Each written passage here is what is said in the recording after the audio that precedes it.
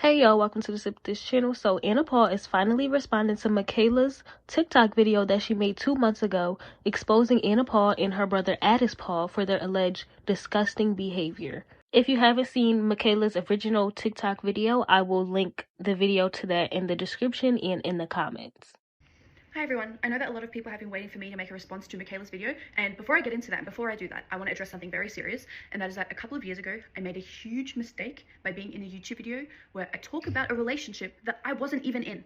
I should have never done that. I should have never ever done that, and I apologize for that. I should have never been in that video.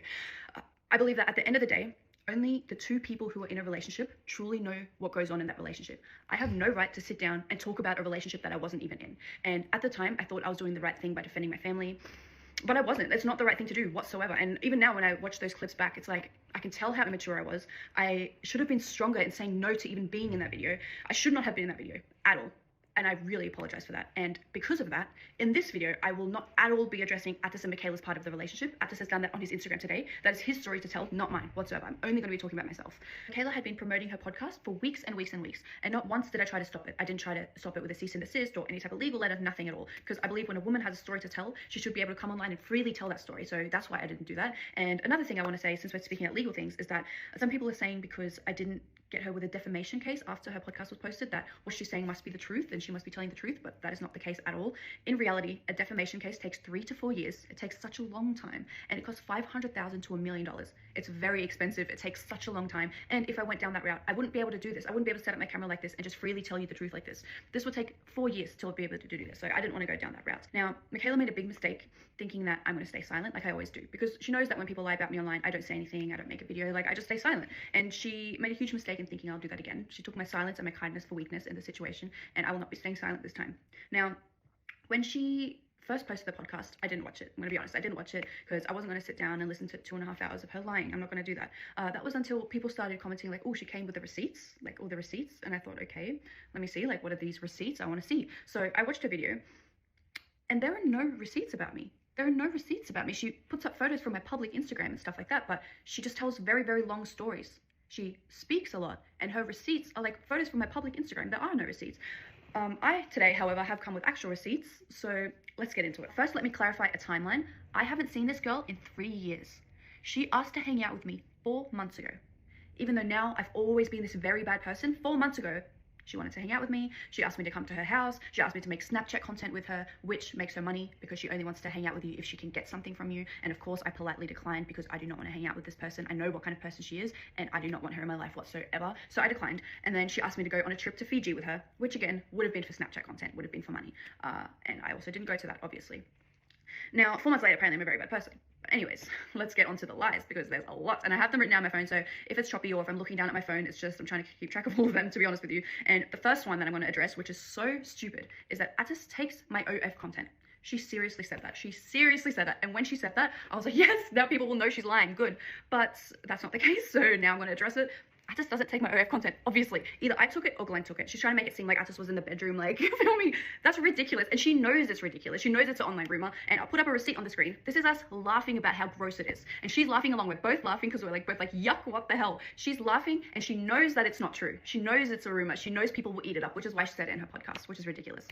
Next, my dogs. Oh, Anna just keeps buying these dogs. The other family members like, oh, Anna just bought these dogs. My family is so annoyed at me because I just bought all these dogs. This is how old I was when we got my first dog, Angel. I was 8. And when we got my second dog, I was 12. I was not buying all these dogs when I was 8 and 12. And my other dog, Baby, we got when I was 17, and she still lives with my dad to this day. Angel and Ninja both passed away from old age a couple of years ago, but Baby is still loving life. You can see on my dad's Instagram, she's loving it, she's happy. So I'm not just buying all these dogs, that's ridiculous. Next is that all my birds are dead, and that I clip their wings, and that I abuse them, and all these things. So that is obviously not the case. I actually have photos. You can see in all these photos that I've never clipped my bird's wings, which I don't know why she would say that, because you can prove right here in photos they've never had clip wings. And I actually know exactly where all my birds are with receipts, okay? So I had Quasi, and he passed away last year, and he was my treasure, and I had him for the majority of my life. Then I had 3 other birds. Now, these birds hated each other. They didn't get along. Every time I had them out together, they would just attack each other, and it was a constant struggle trying to keep them from biting each other. So I thought for them to have the best life possible, I'll rehome them. I'll rehome them so they don't have to constantly be attacked by another bird, getting bitten left and right, right? So I'll put up screenshots. My dad helped me rehome them, and here you can see the dates, you can see everything. This is me rehoming my birds, and I care so much about where they went. It was such a big deal to me that they go to a loving home and that they're rehomed properly, that, for example, in one of the screenshots you'll see that somebody from a different state wanted to buy one of the birds, and I refused to sell to him because there is no way I'm putting my bird on a plane and putting him at risk of getting traumatized or scared or anything like that. I wanted them to have the most smooth transition into their new home, so I refused to sell, and that is because I care a lot about where my animals go. I think it's disgusting that she used my bird Quakesy as a punchline and as like content in her podcast. Like, that is disgusting to me. He meant the world to me, and I've never posted this because why would I? It's weird. I've never posted this, but for the sake of this video I will post it. So Quakesy passed away last year, and I've put him in my home somewhere where every single morning I can say good morning to him and I can say good night to him because he meant the world to me. So for her to use him is just disgusting to me. It's just disgusting to me. My horses, I have one horse who I love. He has the best life you can imagine. He lives in one of the top riding schools in Australia. He gets professionally ridden twice a week. He gets rugged every day. He has a huge paddock to run around in. He has the best life. And I'm seeing comments about me having a second horse. If anybody finds my second horse, please let me know. Oh, and my cat, by the way. Glenn and I bought a cat together, and this cat was Glenn's life. So when we split, we decided that he will live with Glenn along with my dog Prince because they bonded so well. And I didn't have a cat for a year and a half. My brother had a cat, my mum had a cat, I didn't have a cat for a year and a half. And then last year I bought myself a cat as well, and he's living happy and healthy. His name's Poops, he's so cute. So yeah, I just want to say that. I think that this whole thing, this whole animal thing, is just one huge projection from Mikaela. Because the second her cat was a minor inconvenience to her, she had her assistant drive her cat to the closest shelter and dump him. Where is your cat, Mikaela? Where was he rehomed to? You don't know because you don't care. Now, next is that she's so concerned about all my underage fans. Okay, now she didn't show a receipt, but I will. Here are my analytics. You can see that 93.8% of my followers are over the age of 18, which means majority of my following are adults, okay?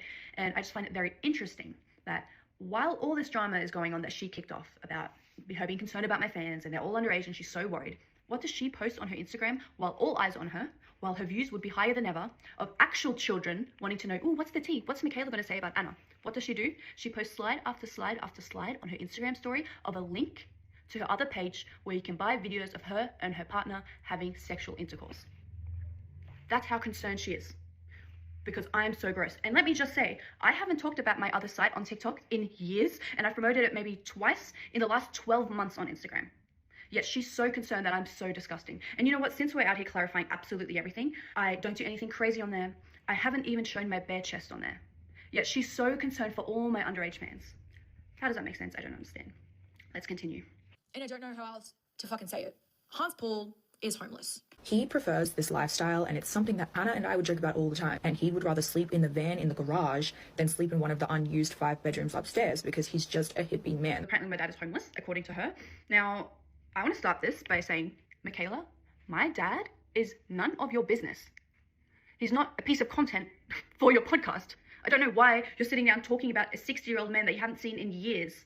So she's saying he's homeless. Listen, my dad lives in a van because he wants to live a van life. That does not make him homeless. You can actually follow his whole journey on his Instagram. He openly posts about it. It's his dream life. It's what he's always wanted to do. It reminds him of his childhood. Him and his family used to travel around Europe in a van, so it makes him happy, and he's always wanted to discover Australia, so that's what he does, right? But apparently that makes him homeless. Anyways, let me continue. So the things I'm going to share are things that I would never, ever, ever want to share online. This is so weird to me, but I have no other choice, so now here I am. So last year, there was a big rumor going around that my dad is homeless, and I'm going to show you a screenshot now. And this screenshot is from before that drama even happened. The talk of my dad being homeless didn't exist at this time, and I'm going to show you the way I spoke to my dad. I sent him money like I always do, and you can see in this screenshot that I said that he can ask me for any amount of money at any time. That is the reality of how I talk to my dad. That is the reality of mine and his relationship.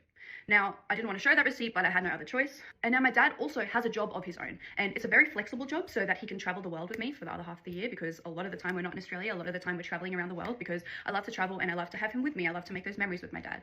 And I'm going to show you another screenshot, which again, I wouldn't ever want to show, but I'm going to show you for the purpose of this video. Here is the money that I've sent my dad in the last 12 months. I have sent my father nearly $60,000 tax-free just for pocket money. Just for funsies, just so he can spend it on whatever he wants. And that doesn't include all the trips I take him on, because I fully pay for those out of my own money. I pay for every flight, every car, every drink, every meal, everything. It's all included so that we can have the best time possible. That is the reality of my dad's life. That is the reality of how I treat my dad. We've been to Miami, we've been to LA, we've been to Norway, we've been to Sweden, we've been to Vegas, we've been everywhere. And that's just in the last 12 months. And when I asked him for permission if I can use these photos, he said yes, of course. But make sure you add this photo specifically for Mikaela. So yeah, there's that on my dad. Next is the fact that she said that I call everybody fat. Apparently I'm just out there calling everybody fat, and she obviously came up with that because she knows that I'm a very body positive person, and that is one of the things I stand for online, so she wanted to take that away from me. And she came out with a story saying that I called a fan fat, and when she was like, oh, people are buying this, let me see what else I can whip up, she found a screenshot of me using the word fat, and she's like, now look, Anna's calling people fat. Now let me explain this screenshot because she didn't explain it, but I'll show the whole screenshot with context that she conveniently left out, of course. So this is regarding Glenn's father. So let me tell you the story. Glenn and I have struggled with our weight for a long time. We were trying to eat healthy, but we were just unhealthy. And so was Glenn's father. Until Glenn's father made a change, he started eating very healthy. Glenn's father's diet changed completely. And when I started going to Glenn's house, his dad would make me soups, all these vegetables. He would make these little pizzas with like cauliflower bottoms. Like, he was eating so healthy, but still drinking a lot of alcohol. And he wasn't losing weight, and we didn't know why. Then I came across this TikTok of a guy who does experiments on himself. So sometimes he'll eat like KFC for 30 days and see how his body changes, or he'll drink water for 30 days and see how his body changes. And he did a video, and I sent it in the group chat because it was so relevant to Glenn's dad's diet. And I said, this guy gains more weight drinking alcohol every day for 30 days than when he had KFC for 30 days straight, which is crazy. Like, and then I said at the bottom, I said, Glenn, send that video to your dad. Maybe he'll stop drinking alcohol. We should ask him because he's way too fat for what he apparently eats. And keep in mind, we didn't use the word fat in a derogatory way. It wasn't an offensive word in my household, and it wasn't an offensive word in Glenn's household. I can tell you that right now. We just used the word for what it was. It wasn't talking shit. You can see in Glenn's reply, which Mikaela also conveniently left out, Glenn replied and said, just sent it to my dad, and then just sent a photo of the cat. Because it wasn't an offensive situation. It wasn't mean. It wasn't me talking shit. It was like, oh, damn, that's crazy. Anyway, and that's it. So she's now painted it out like I'm this evil person calling Glenn's dad fat. How could I? No. Oh, and I just want to remind everybody that her story of me saying I called a fan fat, she has no receipt for that. She's just telling a story. There is no receipt that I ever called a fan fat because I don't call my fans fat. I don't do that. Anyways.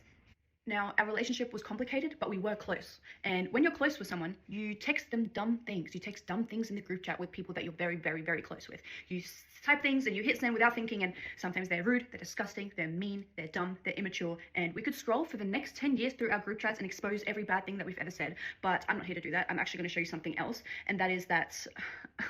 okay, so she has made it out to be like I didn't support her and I wasn't a supportive friend and this and that, but I'm going to show you what I was actually like to her in the group chat and the way that I spoke to her. So I'm going to play a voice note, and it might be a bit choppy because I'm leaving out some very sensitive parts for her privacy. I don't want to expose that, but here is a voice note of the way I would often support her, and this was normal. This was a regular occurrence. This is how I actually spoke to Mikaela behind the scenes in a voice note in our family group chat. Because like a regular normal people, and I do that in quotations because no one's normal, everyone's fucked up, but I'm just going to say normal, right? Normal people, they don't have to distract, there's nothing to be distracted from. I hope I don't, like I'm trying to talk so carefully because I don't want to say the wrong thing. If I do say the wrong thing, just let me know. I don't want to say anything wrong because I don't want you to feel like there's something wrong or that you're crazy or anything. So don't be scared at all. They won't like force pills down your throat. They'll give you like advice and suggestions and stuff, but they're not going to force you to do anything that you don't want to do. And now while we're on this topic, Mikaela was the most insecure person that I have ever met in my life. And I was always there to support her and make her feel beautiful and make her feel good. And now she has come out and said that apparently I have said that everybody's eyes are too close together. Like I'm there with a tape measure like, oh, your eyes are too close together. Like I'm the crazy supermodel with the most perfect, like it is crazy to me. And the thing is that Mikaela's eyes were often a topic of discussion for us, and she needed constant reassurance that she was beautiful and that her eyes were beautiful. And this whole thing is so crazy to me, and it's so ironic that the two girls that I apparently talk shit about and the two girls that I apparently said their eyes are too close together, those two girls are both girls that Atlas was interested in. I just got tagged in a comment of my ex-boyfriend calling another girl a cutie on TikTok. He's in other girls' comments. He's moving on. He's moving. How dare he? How fucking dare he?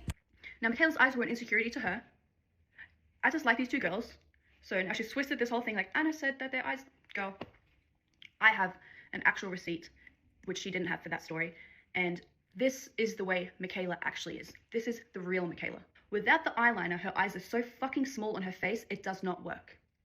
Now, she needed constant reassurance for her own beauty, which I always gave her. And she said, do I look like her without eyeliner? And I reassured her. I said, no, not even close. She said, because whenever I see her without eyeliner, I'm like, holy fucking shit, please put some eyeliner on. Then I reassured her again, and she says, and you know how addicted I am into eyeliner. Thank frick. Yes, I do know. It was a constant topic of conversation, but again, I tried to kindly reassure her, and I said, don't even worry. You basically look the same without eyeliner, so never feel insecure without it. And she's like, thank you so much. I love you. That was a normal conversation for us. Yet now, apparently, I'm out here calling all these influencers saying they all have ugly eyes with no receipts. It again is just one huge projection. That's all it is. It's one huge projection.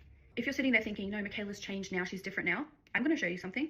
Mikaela is the exact same person she has always been. She uses everybody she needs to use to get where she wants without caring what happens. She doesn't care about anyone's feelings. She doesn't care who she hurts. She only cares about what the public thinks and how she might look to the public, and she wants to seem like the hero. She wants to seem like she's doing the right thing, but she doesn't actually care. Which is why in her video, she named a girl by name and said that I called her ugly and said her eyes were too close together. It was one of those girls. One of the ones Attis was interested in, by the way. So it was one of those girls, and she just named her by name. By doing that, she's now put so much attention to this girl. Ridiculous. It is ridiculous. She should have never done that. But of course she doesn't care. She doesn't care. And she commented that. She said, "Call me wrong for naming names. Attis publicly went after this girl online flirting and tried to make it a whole bit.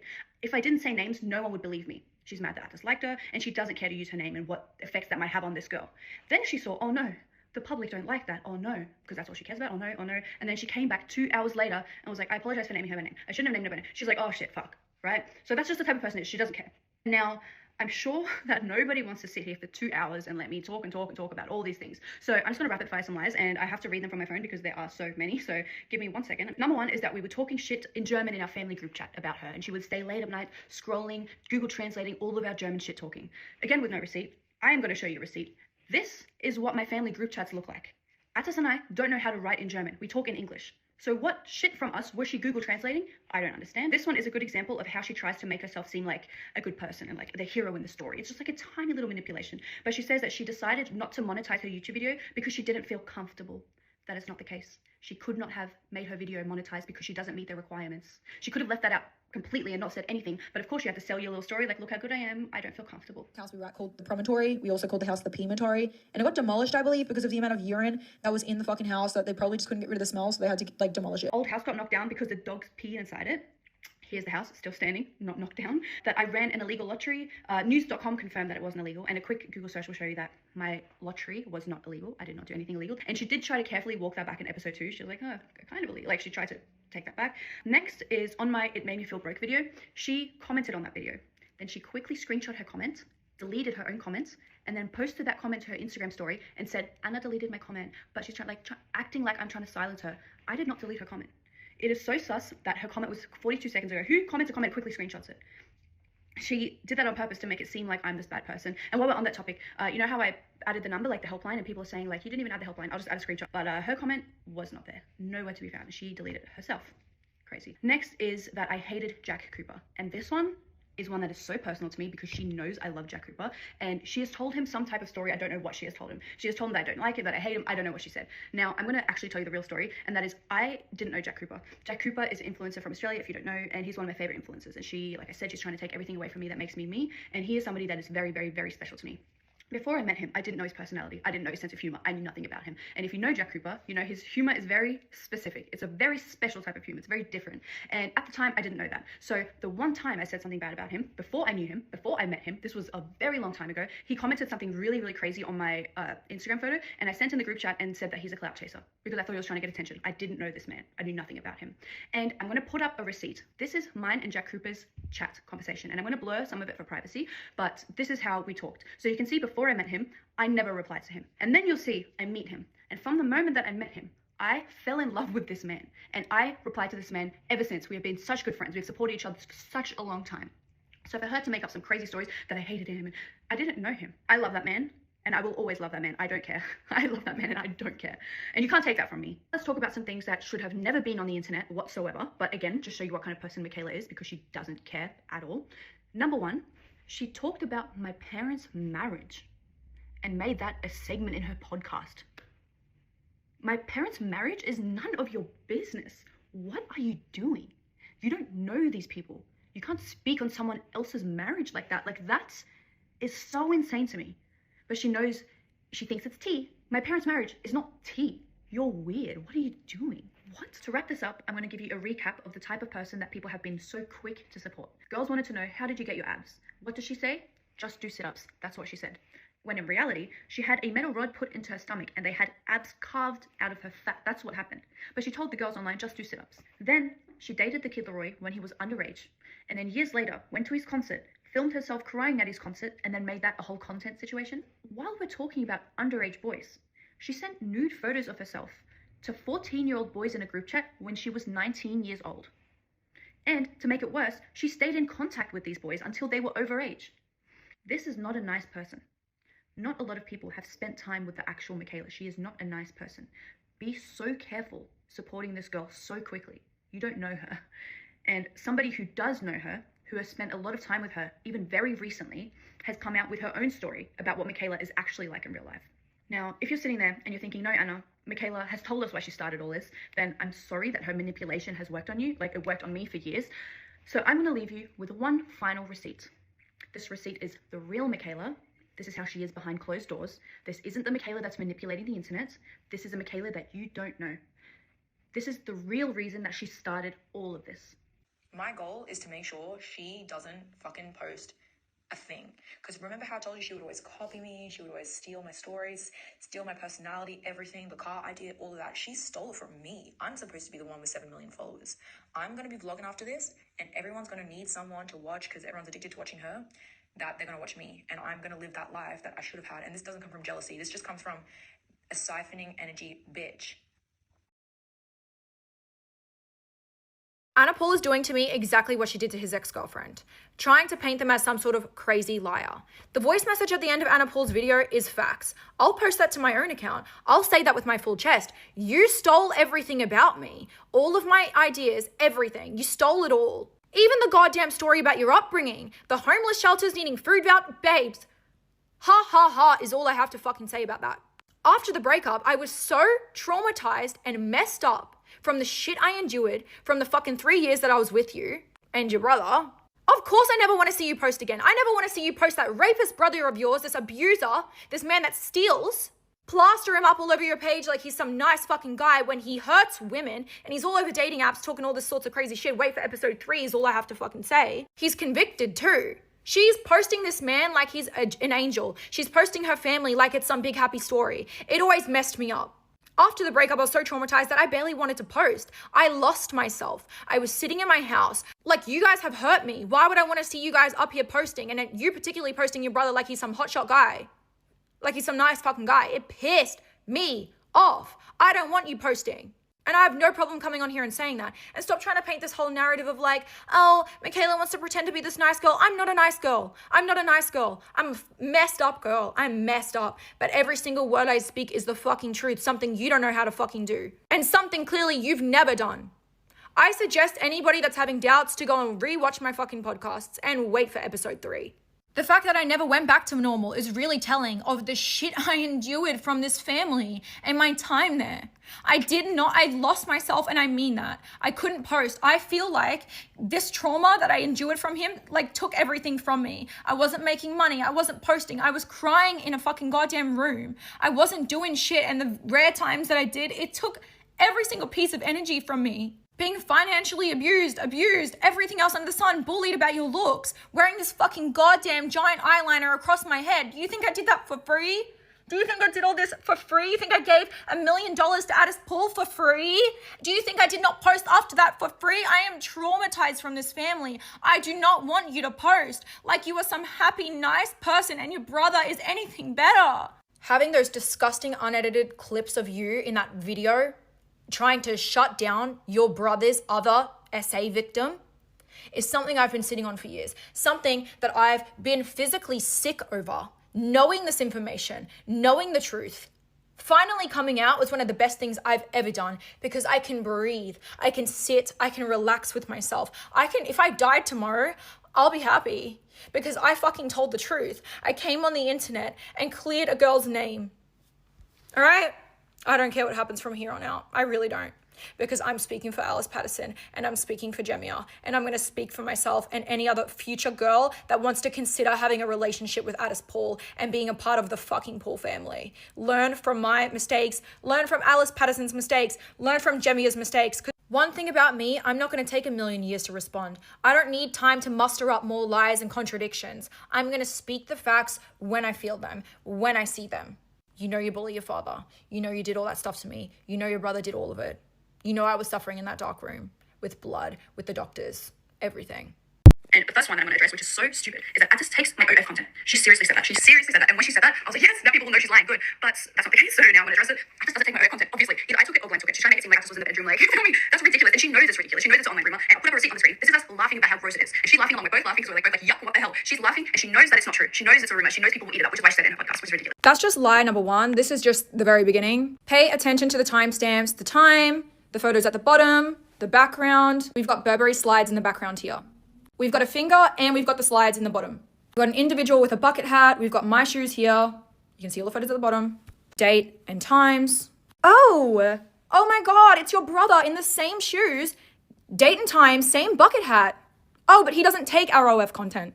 If you followed Anna and I during this era when these photos originally got posted on IG and OF, they're topless.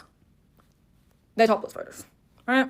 Also, the video on my podcast is a collab video of me and her that her brother filmed. Her brother filmed it, and it's a collab, okay? It's me jiggling her in the pool, and the camera's all up and close and personal. Your brother filmed that. Don't lie to people's faces. But it's not just me and you that your brother filmed. Your brother filmed for you, and your brother filmed for you and Lilith Cavalia. Few minutes in and she's already lying. Anna Paul, Attis literally took your OnlyFans content because he took mine and yours together when we hung out. So that is one lie. Anyway, BRB. So I can't obviously show you the photos that Attis took of Anna and I for OF on TikTok, but I can show you a little bit of proof through messages. So on Insta, I'll show you guys, but on Insta, I asked her if she wants to hang out and take some photos, and she asked if Attis can come. We took some bikini photos, and he took some bikini photos of her as well in a bikini. And then after, we took OF content. You will hear me talk about what type of content we did. Hopefully my account doesn't get deleted, but it is what it is. He also took photos of us completely bending down over. So if you ask me, it's quite inappropriate, especially that your brother's taking it. But anyway, here's the message. This is in 2019. Can Attis come? He can take good pictures of us. And then this is a screen recording of me talking about the content. I just watched that video of me slapping your ass. Hopefully I don't look too awkward. I don't know, it's just the position. Put my fucking face. I have a double chin. I'm smiling as if I was a fucking creep. But your ass looks so good in that video. It's so jiggly and just such good quality. So I'm sure you put a good price on that. So yes, Attis Paul does record his sister OF content for her. But I guess I'm lying, so yeah. To wrap this up, I'm going to give you a recap of the type of person that people have been so quick to support. Girls wanted to know, how did you get your abs? What did she say? Just do sit-ups. That's what she said.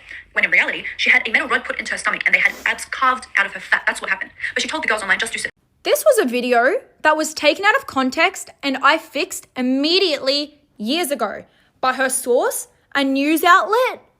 Anna, you yourself commented on these videos when it happened 3 to 4 years ago. This was my video clearing it up, as you can see.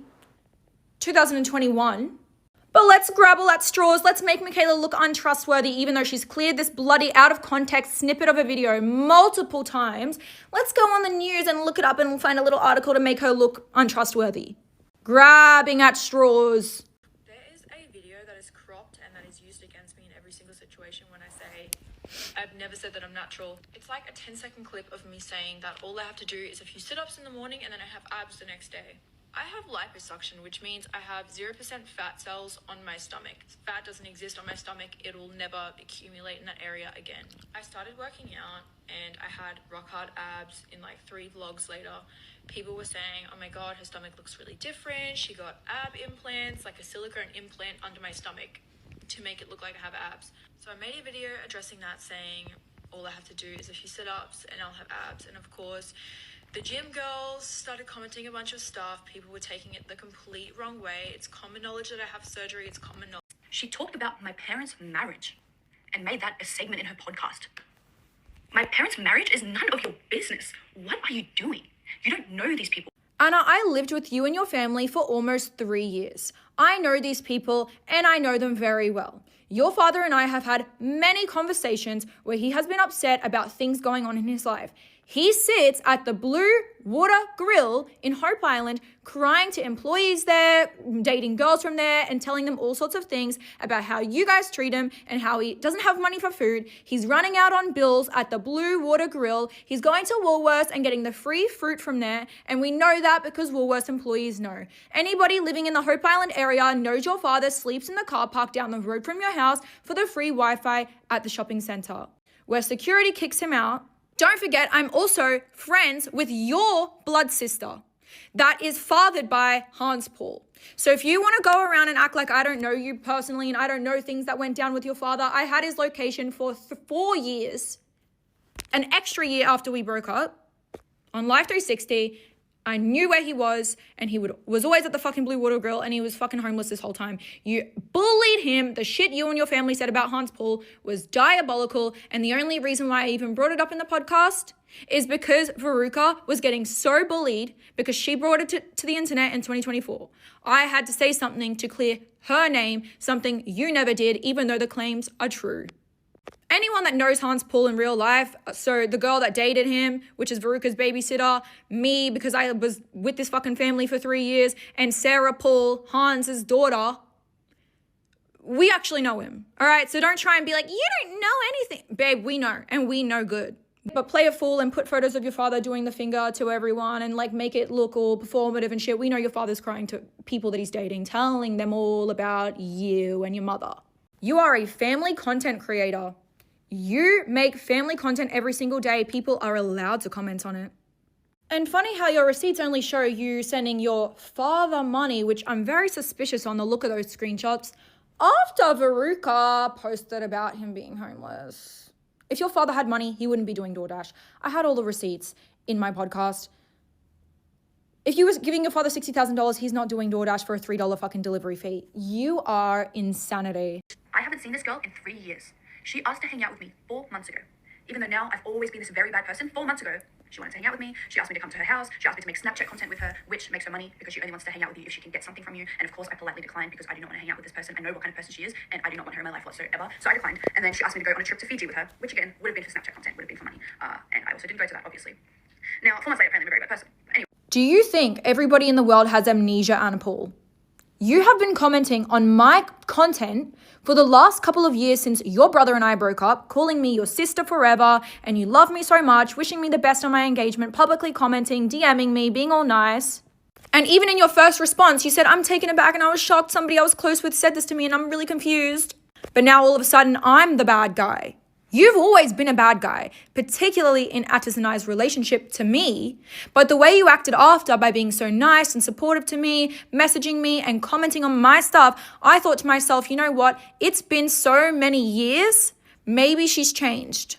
And here are the messages in full. Hey Anna, Corinna is in Australia for a while now. Why would I say that if it wasn't for Corinna? And we want to see you.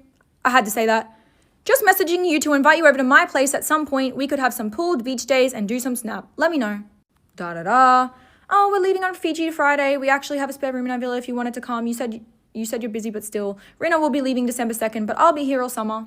Do you know what it's like having friends pop out of the woodwork trying to be your friend because they love Anna Paul so much?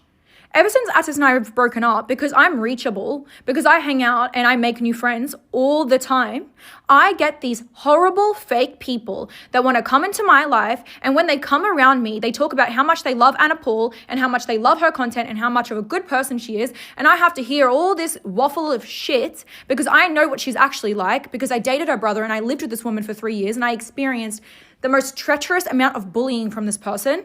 Having fake parasocial fans of Anna Paul in my ear every day was enough to convince me that, oh, maybe she's changed. Maybe she's nice now. It's been a couple years.